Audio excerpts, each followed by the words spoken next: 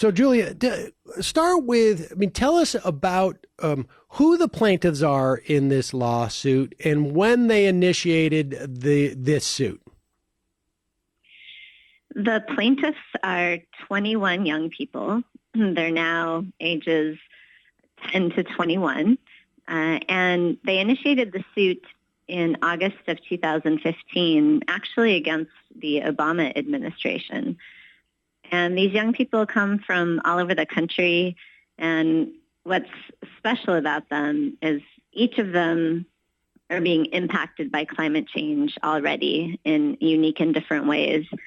And they are also young people who have been leaders on advocating for policies that really protect them and their future. So they've been standing up in the face of climate change to their leaders for a long time now, and being engaged in this lawsuit is just one other way they're using their voices to really try to fight for the change that they need and deserve. And that these individuals have been specifically impacted by climate change is at the heart of a decision that was made this week. But before we get to that, tell us, what is the lawsuit? What is the sort of, I guess, the legal principle under which these plaintiffs are seeking to sue the U.S. government? Yeah, so there are two primary legal doctrines that are involved in this case. And the first is the Fifth Amendment, Substantive Due Process Clause, which gives people their rights to life, liberty, and property, and significantly makes it clear that government can't deprive us of those rights. So that's the first. And then the second is the Public Trust Doctrine, which means that sovereign governments, like the federal government or state governments, are trustees over resources that are shared in common among all of us and that are vital to life. So the atmosphere, the oceans, those things that we all share in common.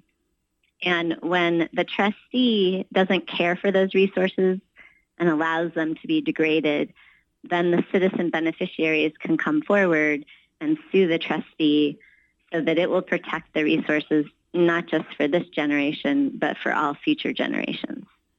Okay, so those are the two legal principles. Okay, so let's start with the second grounds for the suit first, and then we'll go to the Fifth Amendment.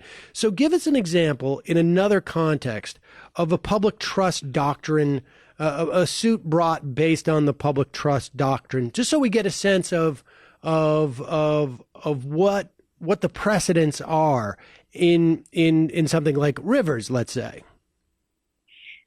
Sure. Well, I'll go back to one of the most famous cases under the public trust, and it's called Illinois Central Railroad versus the state of Illinois.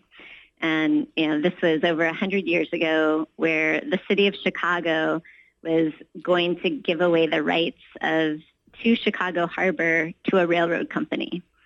And it would mean that people didn't have the ability to access Lake Michigan for navigation and recreation and all of these very important things. And the Supreme Court of the United States said no government can give away to a private company that which belongs to the public.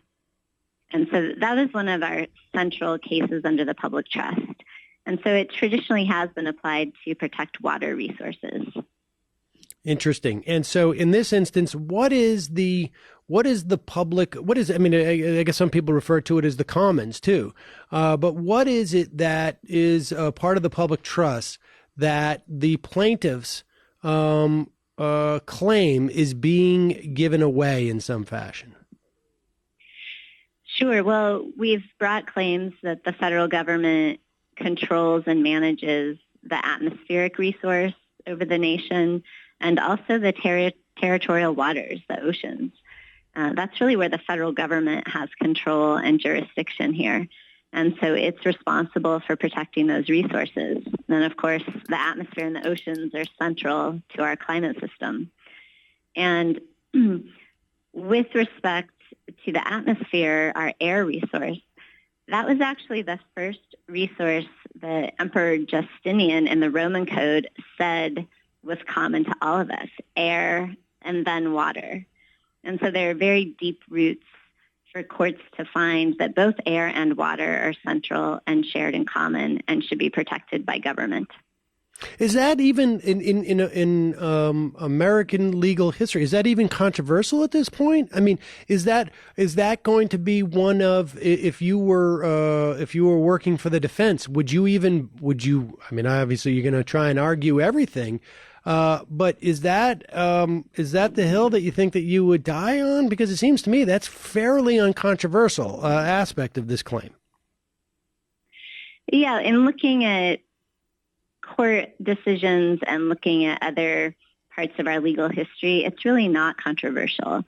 Of course, the Trump administration and the Department of Justice are arguing otherwise, but we think there are really deep legal roots in the legal tradition of our country to establish that in the law here.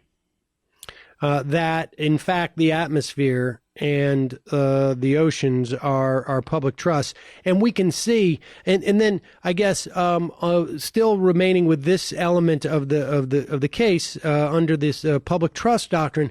What if the court finds, any given court finds, that yes, the U.S. government does have a responsibility to protect and maintain the health of our waterways and our air in the form of the atmosphere.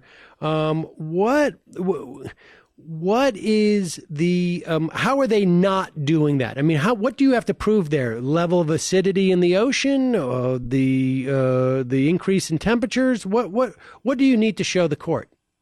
Mm-hmm. Yeah. So the public trust claim has a pretty straightforward standard that we have to meet to prove that there's been a violation. And it's that the federal government has allowed for substantial impairment of the resource. And the other thing they can't do is give away rights to the resource that take it out of the public realm.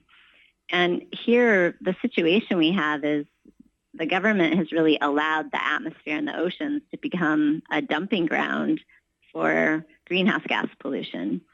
And so what the plaintiffs argue, based on the scientific evidence we have and the experts we work with, is once carbon dioxide levels got above 350 parts per million in the late 80s, that was really the point of substantial impairment. That was when we started to see massive bleaching of coral reefs, for example, and too much acidification in the ocean beginning to show signs to marine life. And of course, for the climate stabilization part, to stop the ice sheets from melting and the seas from rising, we also need to go back to that safer level of carbon dioxide to slow the heating of the planet. So it's as if the plaintiffs, and forgive me for this analogy, but to understand it, it's as if the plaintiffs are saying, hey, you let this company dump their garbage in this public park, and now we can't use it because it's just full of so much garbage. And that's more or less what's going on here, right? Like, you gave them free access to a dumping ground, and it also happens to be our public park.